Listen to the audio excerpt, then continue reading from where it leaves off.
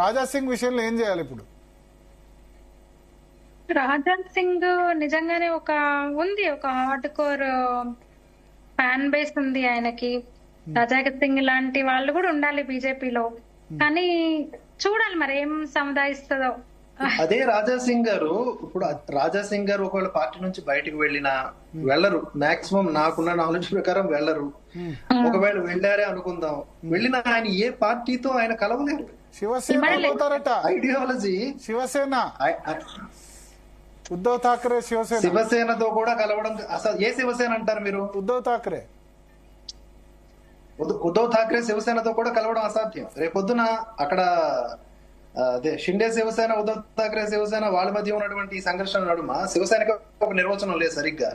కనుక ఇక్కడ రాజా సింగ్ లాంటి వారికి ప్రత్యేకించి బీజేపీ కాకుండా ఇంకో పార్టీ ఏముంది ఐడియాలజీ పరంగా? ఆయన టీడీపీ నుంచి అసలు స్టార్ట్ చేసిన కెరీర్, మంగళహాట్ కార్పొరేటర్, భారతీయ జనతా పార్టీ అని కాదు. అప్పుడు టికెట్ ఇవ్వకపోతే బీజేపీ టీడీపీ నుంచి పోటీ చేసి గెలిచారు మంగళహాట్ కార్పొరేటర్ గా, అది మనం మర్చిపోకూడదు.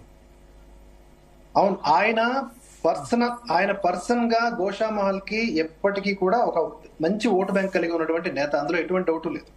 Ground reports, last time elections లో గ్రౌండ్ రిపోర్ట్స్ లో కూడా అదే తేటతెల్లమైంది. నాట్ ఓన్లీ గోషామహల్, ఆయన ఎఫెక్ట్ బీహార్, జార్ఖండ్, ఉత్తరప్రదేశ్, మహారాష్ట్ర మనకంటే ఎక్కువ ఫ్యాన్స్ ఉన్నారండి. మాకు హిందీ ఛానల్స్ రాజా సింగ్ దే రోజు రియాక్షన్ అడుగుతారు. ఇక్కడికంటే ఫ్యాన్ బేస్ హిందీ స్టేట్స్ లో ఎక్కువ ఉంది. అవునండి, అవును. ఎందుకంటే యోగి ఆదిత్యనాథ్ గారి తర్వాత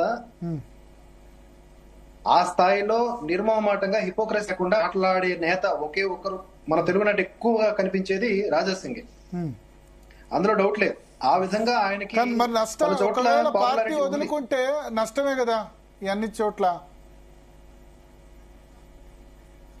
అదే ఈ సందిగ్ధ పరిస్థితిని రామచంద్రరావు గారు ట్యాకిల్ చేయగలరని పార్టీ అధిష్టానం నమ్ముతోందేమో. మరి ఇది ఆలోచించకుండా నిర్ణయం తీసుకుని ఉంటుందా? అంటే ఆల్రెడీ రామచంద్రరావు గారు జాతీయ నాయకత్వంకి ఫార్వర్డ్ చేశామని చెప్పారు ఆల్రెడీ ఆయన లెటర్ ని. దేవిక గారు ఏదో చెప్పాలనుకుంటారు. రాజా సింగ్ కూడా కొంచెం తన తీరైతే మార్చుకోవాలి. ఎక్కడైనా సరే ఆలోచన ముఖ్యం, ఆవేశం పనికిరాదు. నేను మళ్ళీ ఇన్నిసార్లు ఉదాహరణ చెప్పడం కాదు, కానీ ఇంతకన్నా అవమానాలు పడ్డారు నరేంద్ర మోదీ, అవమానాలు పడ్డారు. రాజా సింగ్ ని ఇక్కడ ఎవరు అవమానించలేదు. ఏం జరిగింది నిన్న? ఆయన ప్రిపేర్డ్ గా రావాల్సింది కదా. 10 మంది కౌన్సిల్ మెంబర్స్ లేరని చెప్పేసి వద్దన్నారు, ఓకే. అంతకన్నా అవమానాలు పడ్డారు నరేంద్ర మోదీ. అందుకని ఆవేశం కాదు, ఆలోచన ముఖ్యం. ఆయనకు కొంచెం ఆవేశం ఉంది అని నా పర్సనల్ ఒపీనియన్ నేను చెప్తున్నాను. అది బీజేపీకి సరిపడదు. ఆ నైజము, ఆ తీరు బీజేపీ లాంటి పార్టీలు ఇబ్బందులు అయితే బీజేపీకి నిజంగా ప్లస్. రాజా సింగ్ అనేవాడు బీజేపీకి ప్లస్. బీజేపీకి రాజా సింగ్ లాంటి వాళ్ళు కూడా కావాలి. టైగర్ నరేంద్ర, బద్దంపాల్ రెడ్డి, రాజా సింగ్ ముగ్గురు ఓల్డ్ సిటీలో పార్టీని మిగతా వాళ్ళ సాయంతో తీసుకొస్తున్నారు. ఇప్పుడు రాజా సింగ్ గనక ఒకవేళ వెళ్ళిపోతే what next in old city?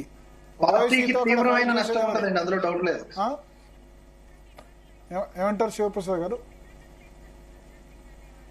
పార్టీకి అయితే రాజా సింగ్ లాంటి వాళ్ళు గనక డ్రాప్ అయితే, వన్స్ డ్రాప్ అయిన తర్వాత ఆయన ఒక ఏకధాటిగా బీజేపీని ఎండగట్టడం లాంటివి స్టార్ట్ చేస్తే గనక తప్పకుండా పార్టీకి నష్టం అనేది ఉంటుంది. దాన్ని పూడ్చుకోవడం కష్టమే. ఎందుకంటే రాజా సింగ్ లాంటి నేతలందరూ కూడా చాలా ముఖ్యం అన్నమాట. ఈ క్రౌడ్ పుల్లింగ్ కి గాని జనాలందరినీ ఇప్పుడు లక్ష్మణ్ గారు మీటింగ్ పెడితే ఎంతమంది వస్తారు, రాజా సింగ్ గారు మీటింగ్ పెడితే ఎంతమంది వస్తారు, ఇట్లా కొంత ఆ జనాల్లో ఉన్నటువంటి ఆదరణ కూడా అక్కడ అధిష్టానం పరిగణలోకి తీసుకోవాల్సిందే. తీసుకొని ఉంటుందని నేను నమ్ముతున్నా. ఎక్కడో చిన్న కమ్యూనికేషన్ ప్రాబ్లం, ఎక్కడో ఏదో జరిగింది, అయినా కూడా అవన్నీ కార్యకర్తల స్థాయి వాళ్ళకి తెలియాలని లేదు. మనం రకరకాలైన విశ్లేషణ, ఊహాగానాలు చేయాల్సిందే. నేను అనుకుంటుంది, నాకైతే నమ్మకం ఏంటంటే రామచంద్రరావు గారి ట్రాక్ రికార్డ్ కాస్త సునిశ్చిత విశ్లేషణ చేస్తే ఆయన ఇలాంటి వాటిని ట్యాకిల్ చేయగలరు. రాజా సింగ్ గారిని 2-3 రోజుల్లోనే ఆయన ట్యాకిల్ చేయగలరని నేను నమ్ముతున్నా. ఆయనకు పలానా వ్యక్తి పడరు, పలానా వ్యక్తి తో చెడు సంబంధాలు అట్లా లేవు. పార్టీలో అన్డిస్ప్యూటెడ్, ఎవరితో విభేదాలు లేని నేత. మేబీ హైకమాండ్ కూడా అందుకనే చేసింది. ప్లస్ ఇప్పుడు ఎవ్వరు కూడా అసలు రామచంద్ర గారి కంట్రిబ్యూషన్ తక్కువ చేయలేరు. లీగల్ గా ఇప్పుడు ఆయన ₹1000 ఫీజులు తీసుకునే వ్యక్తి బీజేపీ కార్యకర్తల కోసం చాలా మందిని విడిపించారు లీగల్ గా ఫైట్ చేసి. లక్షల్లో ఫీజు వస్తుంది ఆయనకు అడ్వకేట్. సింపుల్ గా ఇక్కడ అందరికి తెలిసిన విషయమే ఆశావాహులు చాలా మంది ఉండే ఈసారి ఈ అధ్యక్ష పదవి కోసం ఆశావాహులు చాలా మంది ఉండే. అందులో కీలకమైన వ్యక్తులు ఉన్నారు, ధర్మపురి అరవింద్ లాంటి వాళ్ళు అండ్ రాజేష్ సింగ్ లాంటి వాళ్ళు, బండి సంజయ్ గారు అండ్ లక్ష్మణ్ లాంటి వాళ్ళు. అయితే వీళ్ళందరిలో ఎవరిని ఎన్నుకున్నా ఆ వర్గపోరు ఇంకా బీభత్సంగా ఉంటది. వీళ్ళందరూ కాకుండా రామచంద్రరావు గారు లాంటి తీసుకొస్తే ఈ వివాద రైతులు మీరు అన్నారు కదా, వివాద రైతుల్ని తీసుకొస్తే మిగతా వాళ్ళని కూల్ చేయడం కోఆపరేట్ చేస్తే బాగానే ఉంటుంది. అలా కాకుండా నలుగురులోనో లేకపోతే అందరు కోఆపరేట్ చేస్తే బాగానే ఉంటుంది. కానీ అందరు సాయాన్ని నిరాకరణ చేస్తే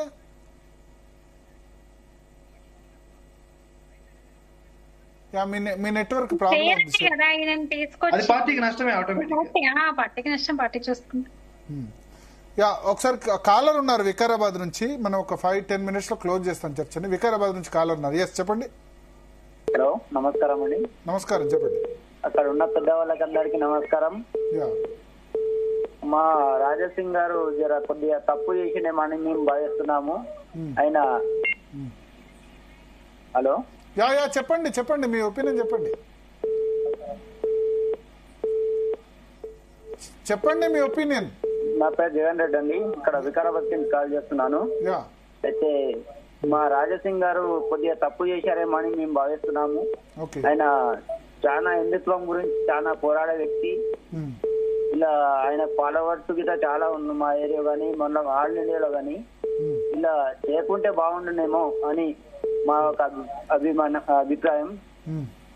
కాకపోతే ఆయన పోతున్నంటే ఆయన ఎంబడి వెళ్లే వాళ్ళు ఎవరు ఉండరు, ఏమో 4 రోజుల కొరకి ఆయనకు సపోర్ట్ చేస్తుండొచ్చు. కానీ మేము పార్టీ కొరకు పనిచేసే వ్యక్తులం, అంతేగాని ఇలా మళ్ళీ ఒకసారి ఇలా చేరాలని మేము భావిస్తున్నామండి. ఓకే సో రాజా సింగ్ తప్పు అని అంటారు. ఓకే, సాయి గారు చెప్పండి. రాజా సింగ్ ఆల్సో ఫస్ట్ రామచంద్రరావు గారు ట్యాకిల్ చేయాల్సింది ఇప్పుడు రాజా సింగ్ ఇష్యూను. బేసిక్ ఒకటేనండి, నా దృష్టిలో వ్యక్తి అనేటటువంటి వాళ్ళు పార్టీకి అవసరం, కానీ పార్టీ కంటే వ్యక్తి అతీతం కాదు. జస్వంత్ సింగ్ ఇట్లాంటి వాళ్ళే పక్కన పెట్టబడ్డారు. అనుకుంటారు వాళ్ళ బీహార్ లో అతను మాసే. యశ్వంత్ సింగ్ కు సంబంధించి ఒక మీరు అన్నట్టు క్లాస్ అవుతారు. అట్లాగే ఇంతకుముందు ఉమాభారతి మాస్ కాదా,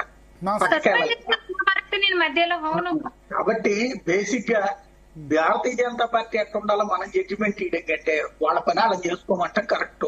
రెండో పాయింట్ ఏంటంటే రాజా సింగ్ మంచి నాయకుడు, మొదటి నుంచి హిందుత్వ కాన్సెప్ట్ లో సమర్థిస్తాం.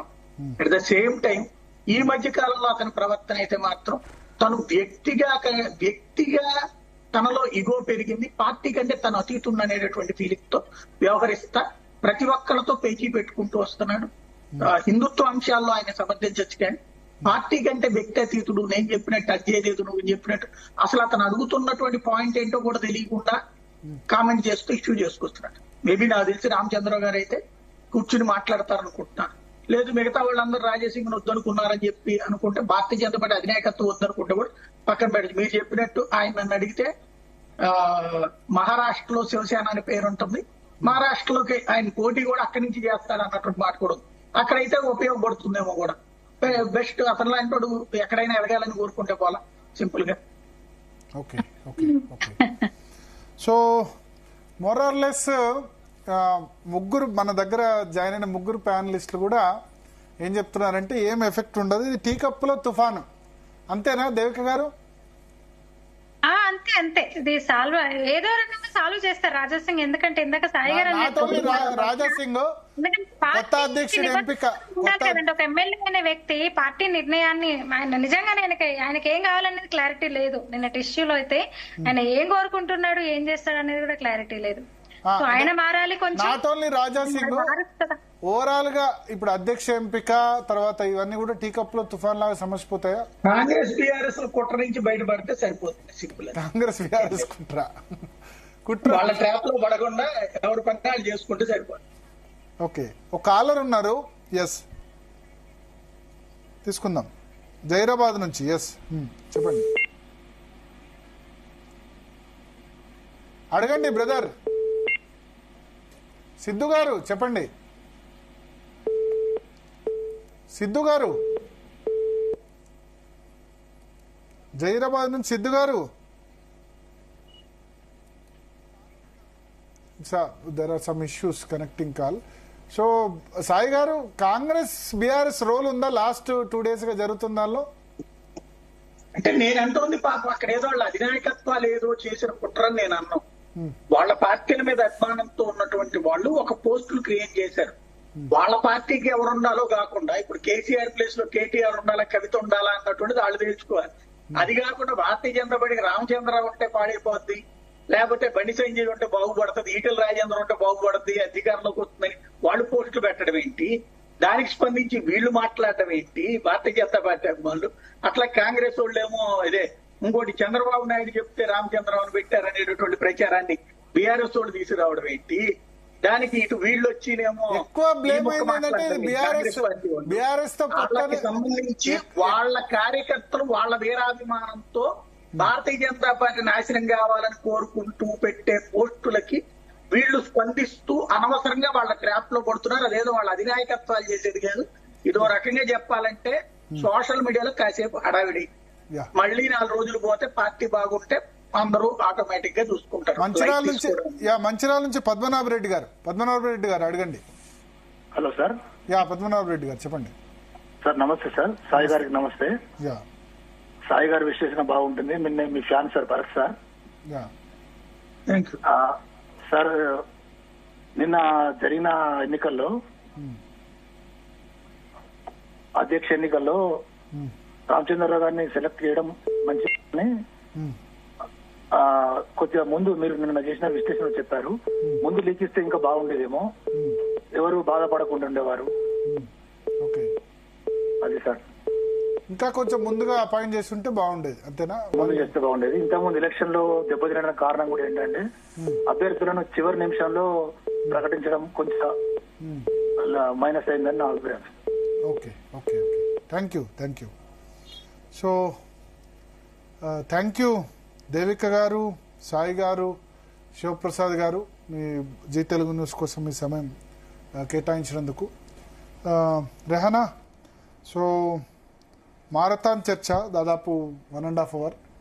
ఇక్కడ సోషల్ మీడియాలో లాస్ట్ 2 daysగా భారతీయ జనతా పార్టీ కార్యకర్తలు సోషల్ మీడియా కానీ అదర్ ప్లాట్ఫామ్స్ కానీ చాలా డిస్కషన్ జరుగుతోంది. సో భారతీయ జనతా పార్టీ పర్స్పెక్టివ్లో మనం ఈ చర్చ చేసాం. అంటే భారతీయ జనతా పార్టీ కార్యకర్తలు ఏ విధంగా ఆలోచిస్తున్నారో, వాళ్ళ ఆవేదన ఏంటి. మనకు అన్ని పార్టీలు సమానం, బీజేపీ అయినా, బీఆర్ఎస్ అయినా, కాంగ్రెస్ అయినా, టీడీపీ అయినా, వైసీపీ అయినా. This is only we're taking Bharatiya Janata party perspective. ఆ పార్టీ కార్యకర్తలు వాళ్ళు పడుతున్న వాళ్ళ ఒపీనియన్ అయితే. సో మొత్తానికి వాళ్ళ రామచంద్రరావుకు సంబంధించి ఈటెల రాజేందర్ వచ్చి ఆయన అభినందించారు. సో చాలామంది, అంటే నిన్న రాలేదు కదా నామినేషన్ సమయంలో, చాలామంది ఏం జరుగుతుందో అని అనుకున్నారు. బట్ ఈటెల రాజేందర్ దాన్ని పాజిటివ్గానే తీసుకుని ఆయన వచ్చారు.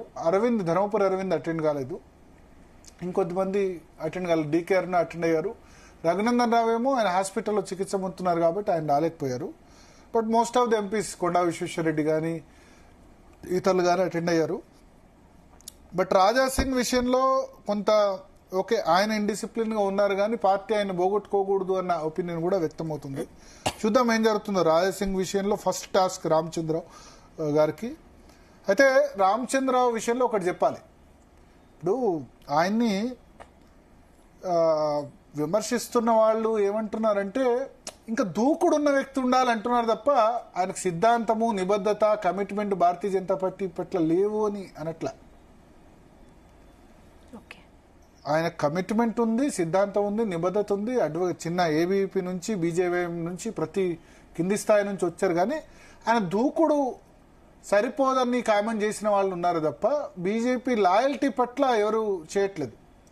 సో చూద్దాం, దూకుడు ఆయన పెంచుకుంటారు లేదా సమన్వయం చేసి వేరే వాళ్ళతో దూకుడు, బండి సంజయ్, ఈటెల రాజేందర్ ఎవరి వాళ్ళకు రోల్ ఇచ్చి వాళ్ళ దూకుడు చూపించినా సరిపోద్ది కదా, వాళ్ళందరినీ ఈయన కోఆర్డినేట్ చేసినా సరిపోద్ది కదా. Just like national president Nadda అందరినీ కోఆర్డినేట్ చేసినట్టు అటు ఆ విధంగా. అమిత్ షా దూకుడు ఆయన ప్రెసిడెంట్గా ఉన్నప్పుడు, Nadda but defence game. So అయినా సరే అంటే అమిత్ షా వచ్చినది రాలేదు ఆ సమయంలో. ఇప్పుడు అమిత్ షా సమయంలో వచ్చిన పార్టీకి వచ్చిన సీట్లు రాలేదు అధ్యక్షుడిగా చేసినప్పుడు. బట్ ఎనీవే చూద్దాం. అంటే ఈ రామచంద్రరావును నియమించడం వల్ల పార్టీ కార్యకర్తలు అన్నది 2-3 రోజుల్లో సర్దుమణుగుతుందా, లీడర్స్ అందరూ యాక్సెప్ట్ చేస్తారా? అందరూ కనుక ఒకవేళ భారతీయ జనతా పార్టీ ఈ విధంగా భావించి అందరూ వీళ్ళు ఒకళ్ళకి ఇస్తే ఒకళ్ళు ఫైట్ చేస్తారు కాబట్టి మధ్య మార్గంలో ఈ వ్యక్తికి ఇస్తే కనుక అందరూ కలిసి పనిచేస్తారని అనుకున్నది సక్సెస్ అవుతుందా, లేదా ఎవరు కోఆపరేట్ చేయకుండా ఉంటారా? రాబోయే రోజుల్లో అయితే ఖచ్చితంగా తేలుతుంది. ఆయన ముందు టాస్క్ రాజాసింగ్ ఒకటి, పంచాయతీ ఎలక్షన్స్ ఉంది, ఎంపీటీసీ జెడ్పీటీసీ పంచాయతీ ఎలక్షన్స్ కూడా ఉన్నాయి. వీటిని ఏ విధంగా హ్యాండిల్ చేయగలుగుతారన్నది అయితే ఖచ్చితంగా చూడాలి. Okay Bharat, thanks for the analysis. ఇది ఇవాల్టి DNA. Stay tune to Zee Telugu news.